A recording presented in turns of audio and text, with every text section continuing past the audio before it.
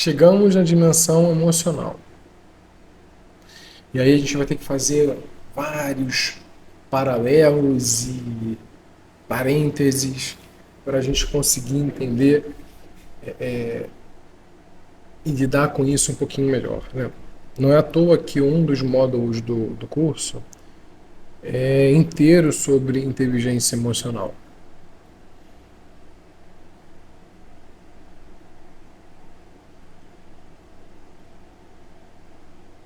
As emoções, elas são um combinado entre a interpretação do fenômeno e o que a gente sentiu de forma sensorial, que eu estou falando, do fenômeno.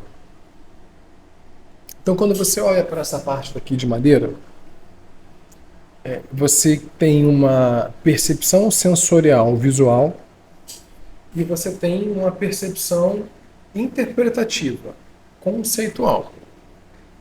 Essas duas coisas misturadas desencadeiam uma resposta que é emocional. E aí, quando eu olho para a madeira, eu posso sentir um monte de coisas. Sentir mesmo, no corpo. Desde que isso tenha algum tipo de traço e impacto na minha rede neural interpretativa, conceitual toda. Às vezes não tem nada. Às vezes você olha para uma coisa e emocionalmente aquilo é neutro, né? Aquilo não desencadeia nenhum tipo de resposta em você. E aí já vem o primeiro ponto, tá?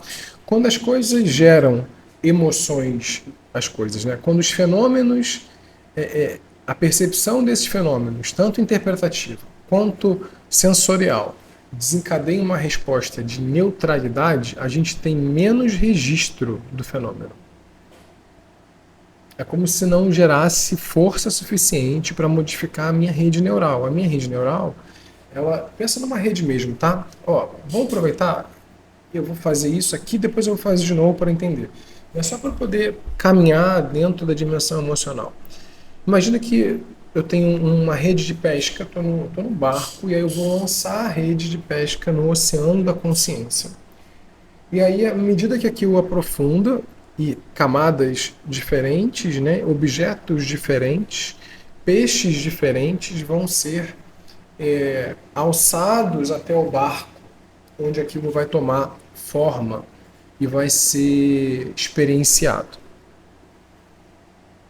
Ou seja, a minha rede neural é o mecanismo que eu tenho de pegar pescar dentro do oceano da consciência objetos. E aí eu trago esses objetos à superfície da consciência. A minha rede, ela é formada por uma estrutura biológica que tem a ver com DNA, e ela é totalmente totalmente não, mas ela é muito modificável de acordo com as minhas experiências, com aquilo que eu vivo, com aquilo que eu vivencio. Isso modifica a minha rede inteira. E uma das coisas que tem mais impacto na rede, de como modificar a rede, são as emoções, que ficam entre os conceitos, a dimensão dos conceitos intelectual e a dimensão sensorial, da parte biológica, dimensão biológica na sua parte sensorial. As emoções, para você ter ideia, elas amplificam o sinal sensorial. Então, se eu vejo um balão vermelho, esse vermelho, você imaginou, evidentemente, ele veio à superfície da consciência porque ele foi evocado. Então, a sua rede neural toda se conectou e trouxe à superfície da consciência a percepção de um balão vermelho. E esse balão vermelho pode ter para você uma interpretação de algo muito legal, animação, diversão, brincadeira, felicidade, e pode ter para outra pessoa medo, cuidado, necessidade de estar alerta, risco de vida. Então, o mesmo fenômeno pode ter interpretações emocionais diferentes, apesar de ter, geralmente, a mesma percepção sensorial. Então, se pelo sentido eu vejo lá uma bolinha vermelha, e esse sentido é só uma bolinha vermelha, é na faixa da interpretação, que tem a ver com memória, com a minha rede neural, que modifica a emoção que eu sinto. Então, nota que para eu mexer nas minhas emoções, eu tenho que mexer na perna da biologia, das sensações, e eu tenho que mexer na perna dos conceitos. Isso é muito importante, porque são as emoções que ativam a conexão entre o sistema límbico, que processa as emoções, que fica mais no meio do cérebro, e a parte pré-frontal, que fica mais aqui na frente do cérebro, que interpreta, que organiza até a nossa própria personalidade. Então, as emoções desreguladas levam informações mais imprecisas ainda do que está vindo pelos sentidos, pela parte sensorial, e faz a gente tomar interpretações equivocadas. Interpretações baseadas em fenômenos que não estão necessariamente presentes, ou se estão presentes, não estão na quantidade, na importância efetiva. Né? E aí entra a parte de lidar com isso, de mexer nisso, sabe? De acessar tanto a parte interpretativa quanto a parte sensorial. E é por isso que várias terapias que mobilizam o corpo têm resposta. Né?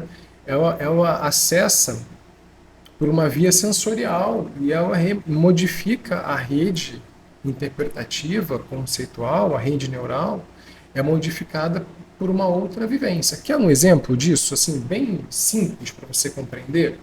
É quando você come uma coisa que você não tem apreço por aquilo. Né? Vou dar um exemplo.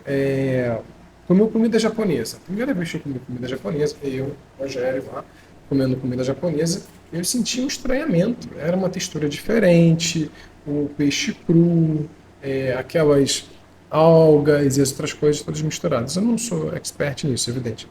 Mas com o passar do tempo e de ter experiências que foram positivas, sensorialmente e principalmente emocionalmente, aquela rede mudou, e quando eu vou comer lá o sashimi de salmão, para mim é algo gostoso, que dá prazer. E antes dava nojo. Então, a minha percepção emocional sobre o mesmo fenômeno foi modificada. E modificou por quê? Porque mudou a rede. E mudou a rede por quê? Porque isso foi vivenciado numa experiência onde tinha outras coisas somadas. Tinha um papo legal, tinha algum interesse romântico lá, tinha alguma coisa que mobilizava aquele ambiente como sendo um ambiente especial.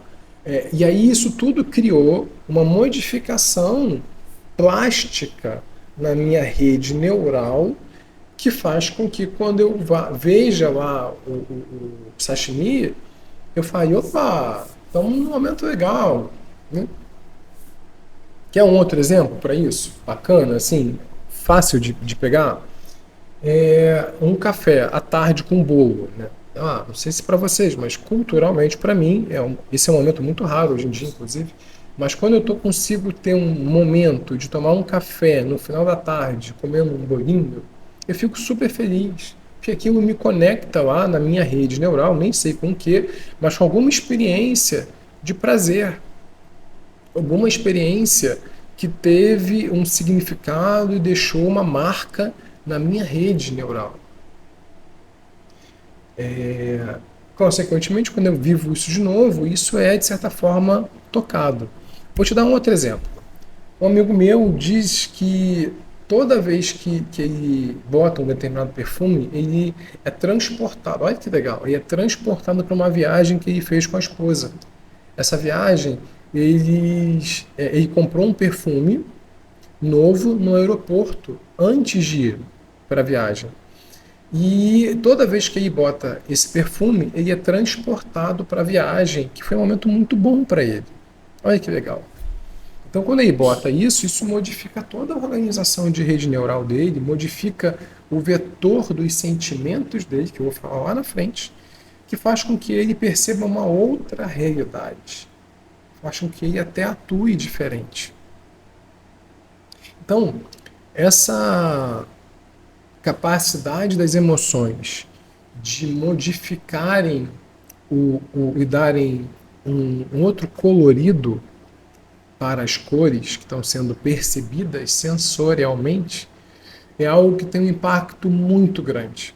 Eu sempre falo o seguinte: vem um estímulo sensorial que é amplificado pelas emoções, interpretado pela minha parte intelectual, conceitual, e isso vira uma ação. Essa ação, quando se torna repetitiva, vira um hábito. E um hábito gera um determinado resultado.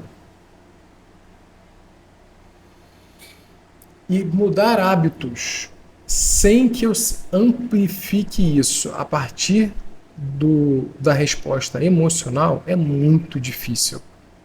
Só a interpretação intelectual não resolve. Quer um exemplo? Você sabe que fumar faz mal à saúde. Mas quem é fumante sente uma necessidade de fumar que faz com que a força de entender intelectualmente que fumar faz mal seja muito pequena quando comparada à necessidade sensorial daquele corpo e das emoções que já foram geradas por aquilo. Só que isso não acontece só com uma coisa óbvia como o cigarro. Isso acontece também nas nossas relações, acontece no nosso trabalho, acontece em como a gente se enxerga, acontece na nossa capacidade de fazer autoanálise, na nossa autoestima. Tudo isso sofre uma influência emocional muito grande.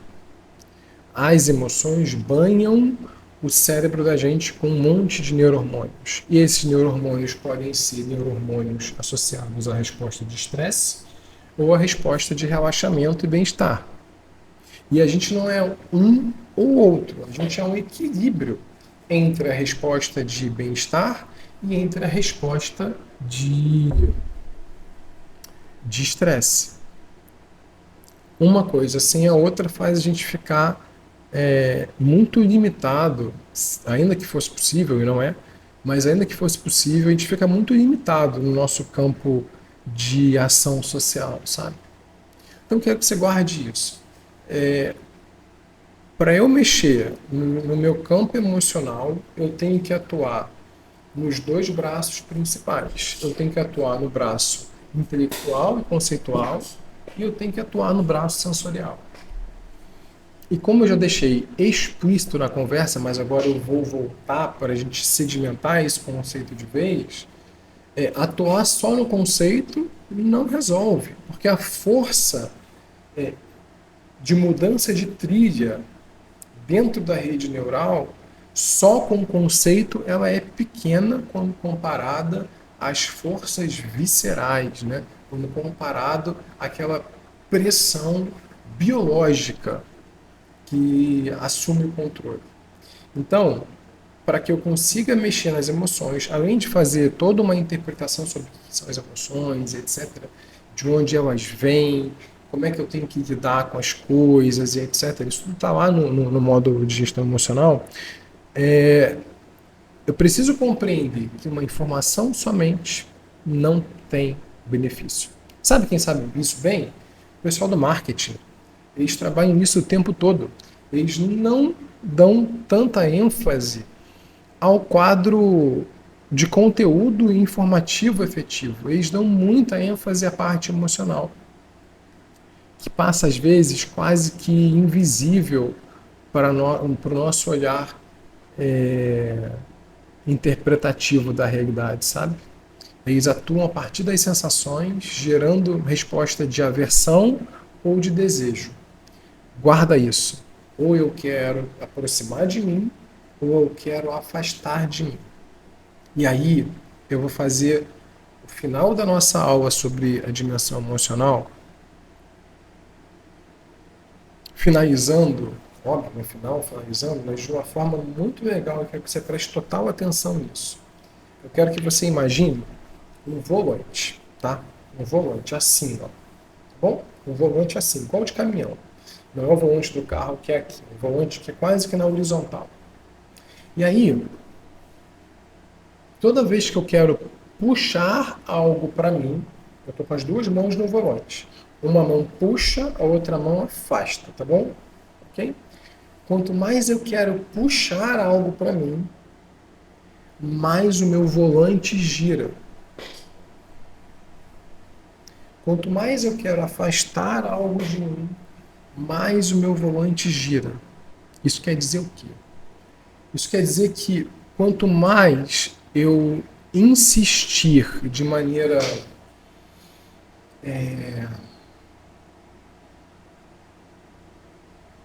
desmedida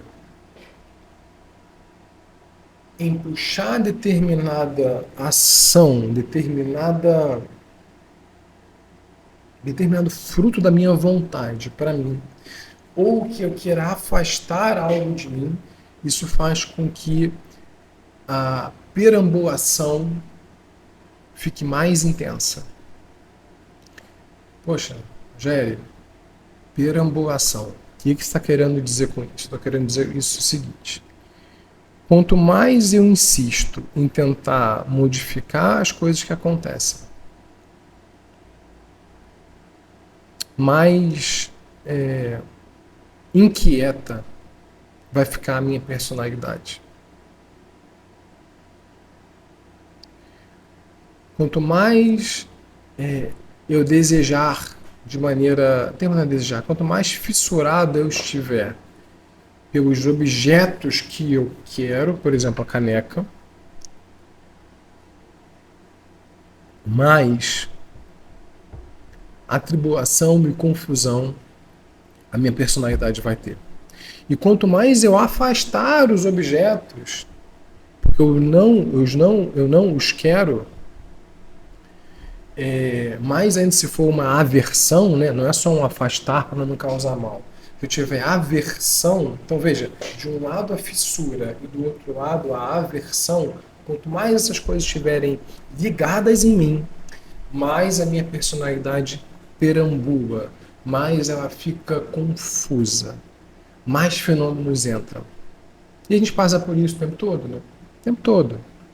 E aí o exercício é de enxergar com mais nitidez possível para o que está acontecendo e trazer isso o mais próximo possível de uma ação efetiva.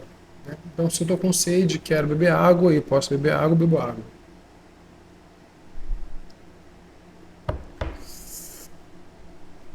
Sem que isso vire uma fissura por beber água. Mas lembra que quando mexe lá nas sensações, a parte conceitual fica pequena em força. Então eu preciso buscar entender quais são os gatilhos que desenvolvem esses caminhos em mim e preciso aprender a criar um espaço